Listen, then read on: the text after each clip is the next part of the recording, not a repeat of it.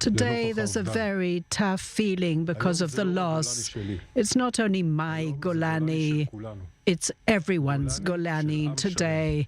It's the Golani that belongs to entire people. They're continuing now, fighting determinedly, and thanks to that determination of Golani and all the combatants in the IDF, we will achieve the aims of the war. Today we brought to the last resting place those combatants that died in Sijaya. A Golani force went into a structure and there was an exchange of fire with the terrorists.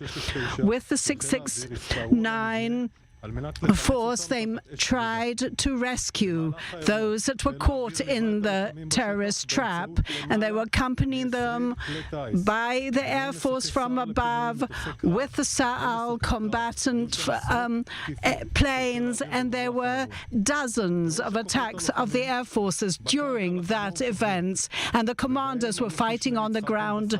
Colonel Ben Bassat from Golani and Major General, Lieutenant General Tomo Greenberg as well. They all knew what was happening, and that is true evidence of how the commanders are always the first to storm ahead and to try and rescue all the combatants and fight with them and be an example. Our hearts are with all the combatants and their families. We are acting with all our troops to try and fight against that enemy. And just as we are fighting, of course, there are exchanges of fire, and of course there are more and more casualties. These, of course, attacks and these fierce gunfights are bringing about the surrender of a plethora of those terrorists. We see that in Jabalia, Sijaya, and also in Khan Yunis. It's very important to say here to the public, there is no change about our rules of engagement, about the fire.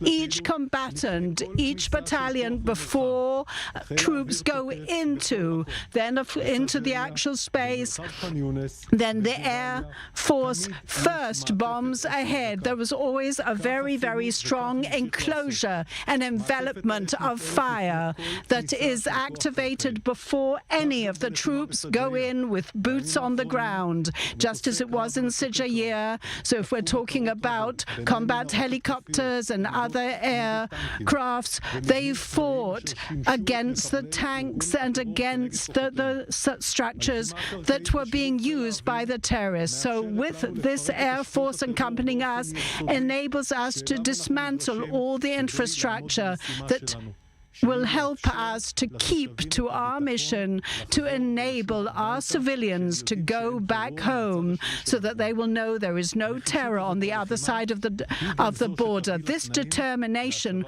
will bring about the conditions to bring back our hostages. In the north, the IDF troops in the air and on the ground have attacked various launch pads and other people who are fighting from Lebanon. We attacked over 110 terrorist cells. The readiness of the IDF is extremely in preparedness and readiness in the north.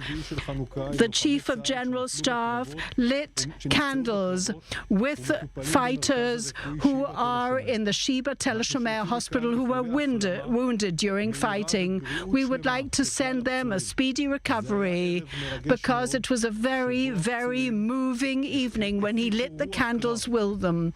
And they spoke about their determination to go back to fight in the battlefield, and they were sending their strength and their wishes to all those in the field.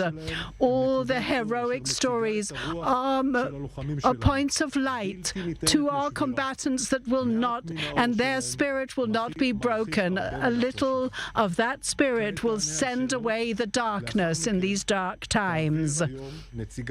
Today, there will be a spokesperson who will speak in English. If there's any questions, I will answer now.